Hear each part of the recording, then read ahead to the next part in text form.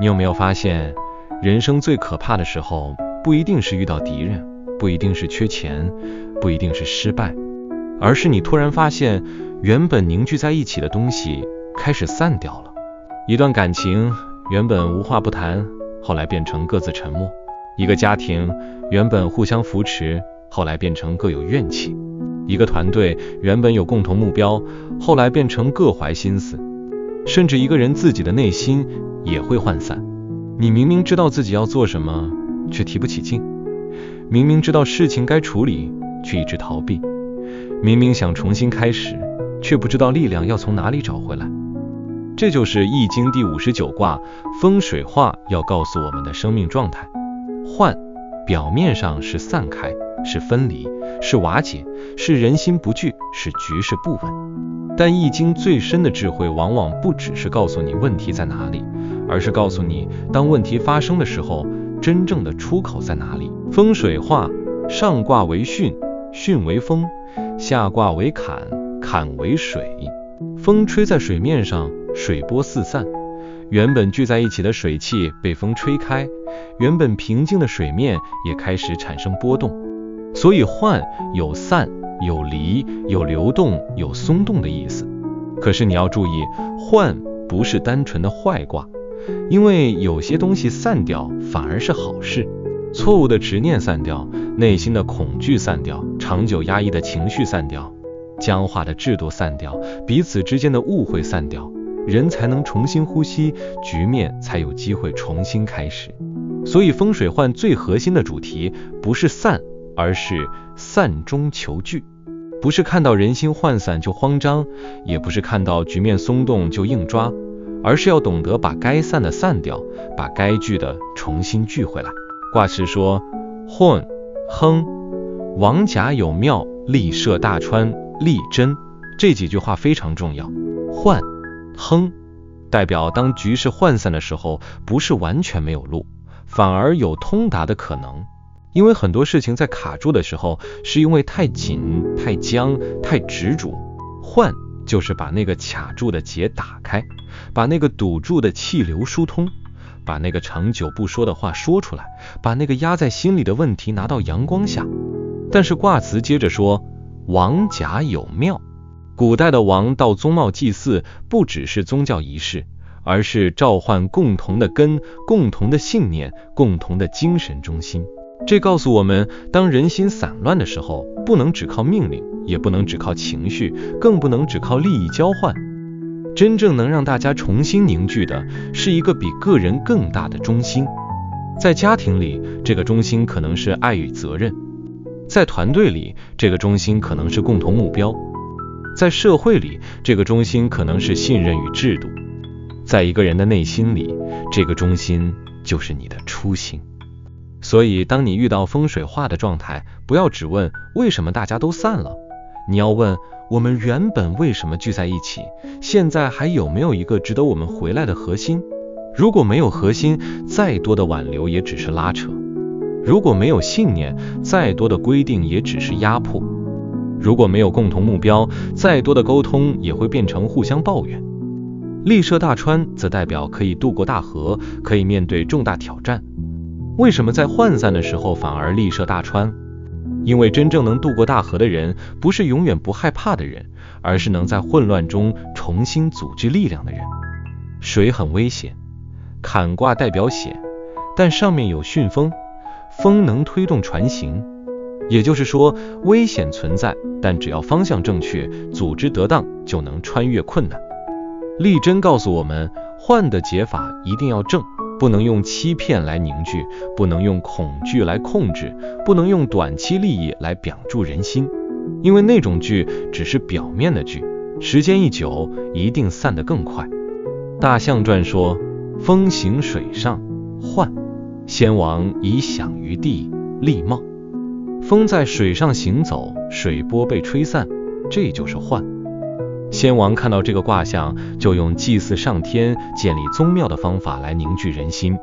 这句话放到今天来看，就是当局势分散时，要建立一个精神秩序。人不是只靠利益活着，人也需要归属感，需要意义，需要被理解，需要知道自己为什么坚持。当一个家庭只剩下谁付的多，谁做的少，家庭就开始散。当一家公司只剩下薪水与绩效，没有愿景与信任，人才就开始散。当一段关系只剩下要求与控制，没有理解与尊重，感情就开始散。当一个人只剩下忙碌与焦虑，没有内在信念，自己也会散。所以风水话提醒我们，如果你想让事情重新凝聚，不要只急着抓人、抓钱、抓结果，你要先建立中心。中心一立，散掉的力量才有可能回流。接着看6个爻辞，它们就像人生中面对涣散局面的6种阶段。初六说，用整马壮，急。一开始涣散的时候，最重要的是什么？是快速救援，而且要有力量。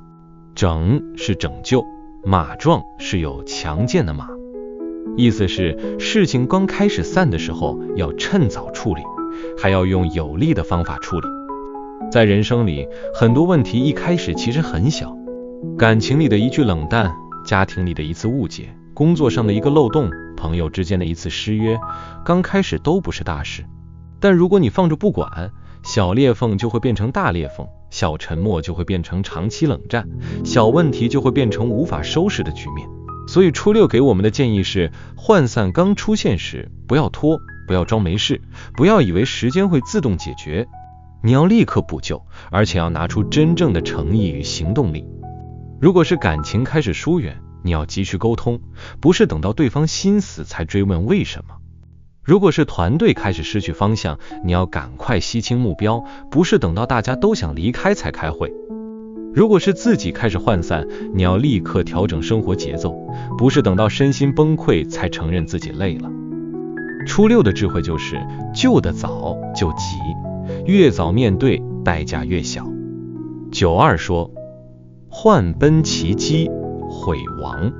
这一句的画面很有意思。涣散的时候，人赶快奔向自己的基岸、座位、依靠之处。基像是一个可以安身、可以支撑的地方，也就是说，当混乱来临时，你要先找到稳定点。人生一乱，很多人第一反应是乱抓，感情出问题就拼命质问，工作出问题就到处抱怨，家里出问题就急着找人站队，内心出问题就用更多娱乐、消费、忙碌来麻痹自己。但越乱抓，越容易让事情更散。92告诉我们，真正的做法是先回到自己的位置。你要先问自己，我现在能负责的是什么？我能稳住的是哪一块？我不该越界的是什么？我可以依靠的原则又是什么？当你回到自己的位置，后悔就会消失。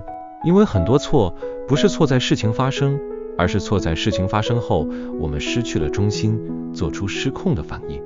如果你在关系里感到不安，先不要急着控制对方，先稳住自己的情绪。如果你在工作中遇到变动，先不要急着否定一切，先把自己的职责做好。如果你在人生低潮中迷失，先不要急着重开整个人生，先从规律作息、整理房间、完成一件小事开始。92的智慧就是，乱的时候先找回自己的座位，人一坐稳，心就不会被风浪带走。63说，涣其功，无悔。这一句非常深。涣其功，意思是让自己的身体、自己本身也散开，不是说自我毁灭，而是把过度执着于自我的部分化开。很多人遇到事情散掉，真正痛苦的不是事情本身，而是我放不下，我的面子，我的期待，我的控制，我的委屈，我的剧本。明明关系已经变了，却硬要对方照以前的方式爱我。明明环境已经不同，却硬要人生照原本的计划走。明明某个角色已经不适合自己，却不肯承认要改变。63说，这时候要涣其功，把那个太硬的自我散掉，把那个非要不可的执念放下，把那个一直抓着受害感的自己松开，这样才会无悔。在人生里，有些痛苦不是因为失去，而是因为你一直不准自己接受失去。有些困境不是因为别人不改，而是因为你一直想用旧的自己面对新的局面。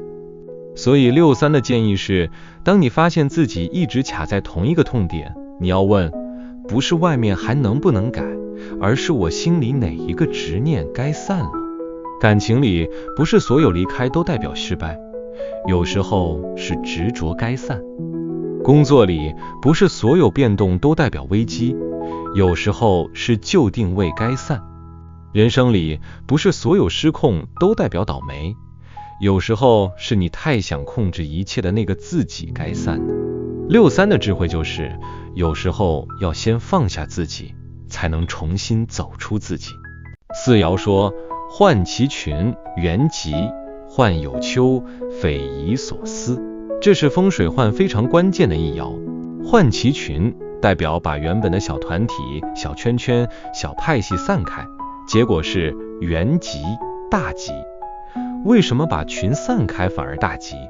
因为有些聚集不是好事，是小圈圈，是私心，是派系，是互相绑架。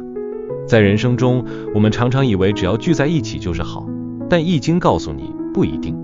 有些关系越聚越窄，有些团队越聚越封闭，有些群体越聚越排外，有些朋友越聚越消耗你。有些人不是支持你，而是把你困在他们的情绪与眼界里。所以四爻说，要有勇气散掉错误的群。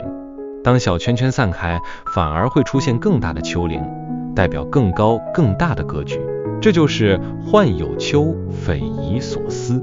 意思是散开之后出现了一个常人想不到的大局面，这在人生中非常重要。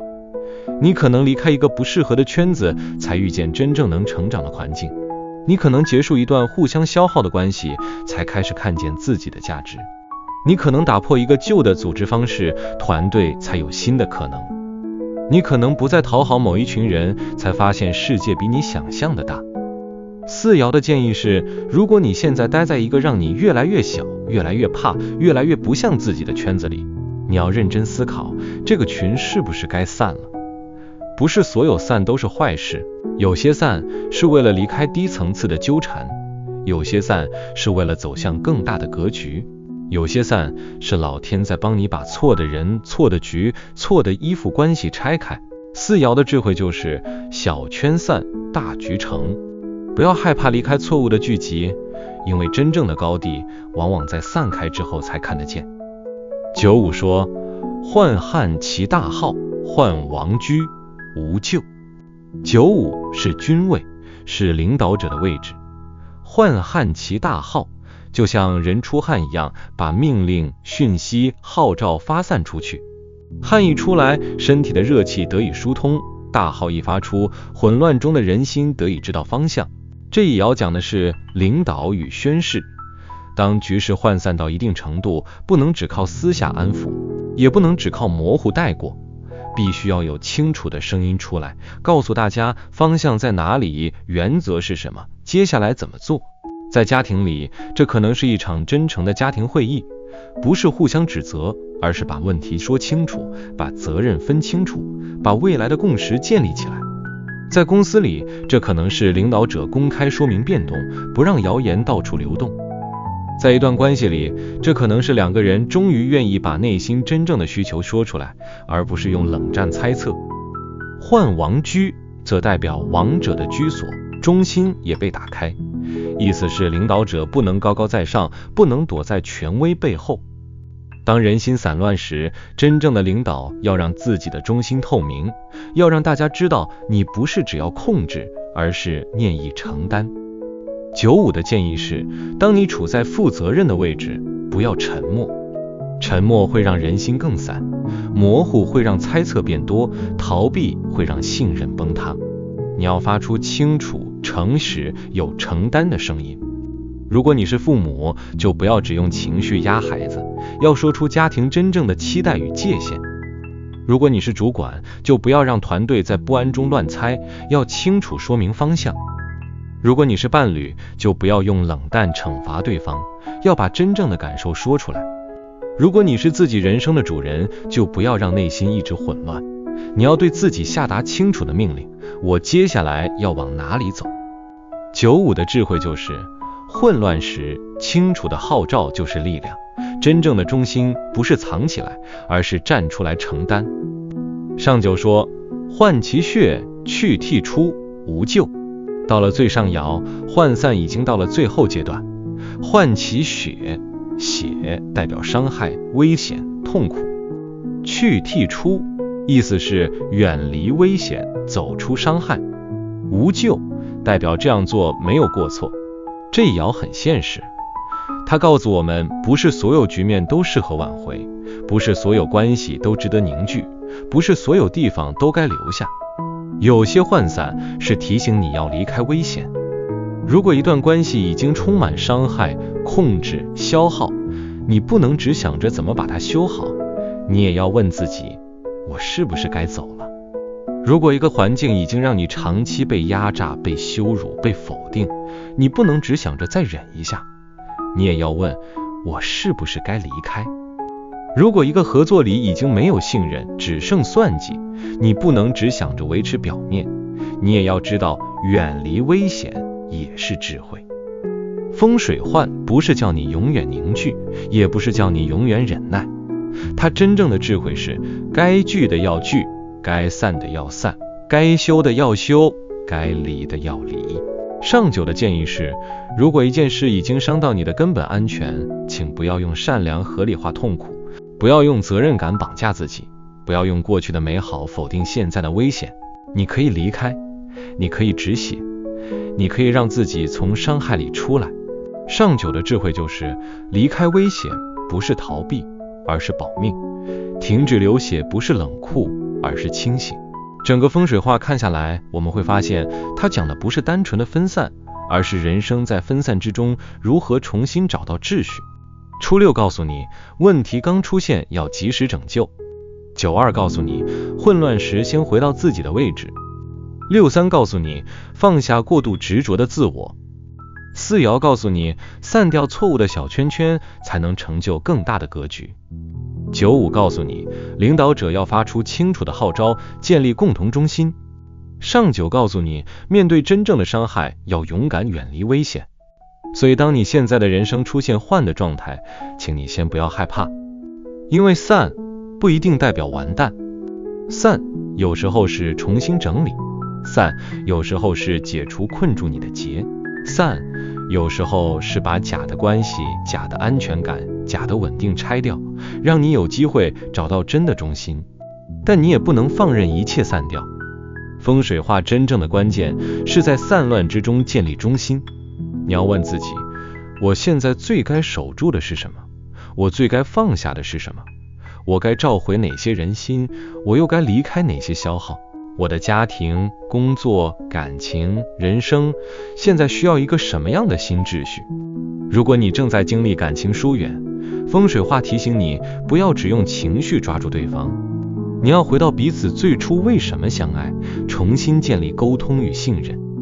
如果对方还愿意一起面对，就趁早修补；如果只剩伤害与消耗，也要懂得放手。如果你正在经历家庭不和，风水画提醒你，不要只争谁对谁错。家庭散掉常常不是因为一件大事，而是长期没有被理解的小事累积起来。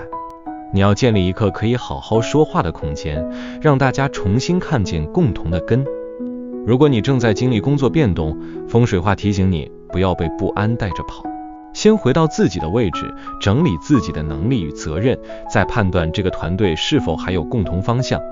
如果只是短期混乱，就协助重整；如果已经失去信任，就思考下一步。如果你正在经历内心迷惘，风水涣提醒你，不要责怪自己怎么又散了。人本来就会有心神涣散的时候，你要做的不是逼自己立刻振作，而是找到一个小小的中心。先睡好，先整理环境，先完成一件事，先回到最基本的秩序。水波再乱，只要风向定了，船就能重新前进。风水涣最深的提醒是，真正能凝聚人心的不是控制，而是信任；不是恐惧，而是共同目标；不是表面和平，而是真正说清楚；不是硬把所有人留下，而是让该留下的人有理由留下，让该离开的伤害远离自己。人生有时候就像一池水，被风吹得四散，你以为那是混乱，但也可能是水面开始流动；你以为那是失去，但也可能是旧局正在打开。你以为那是结束，但也可能是新的中心即将建立。所以，如果你正在经历换，不要急着崩溃，也不要急着抓紧，先看清楚什么是该散的，什么是该聚的，什么是执念，什么是核心，什么是伤害，什么是使命。当你能让错误的散去，让真正重要的重新凝聚，你就会明白，风水画不是叫你害怕分离，而是教你在分离之中看见更大的整合。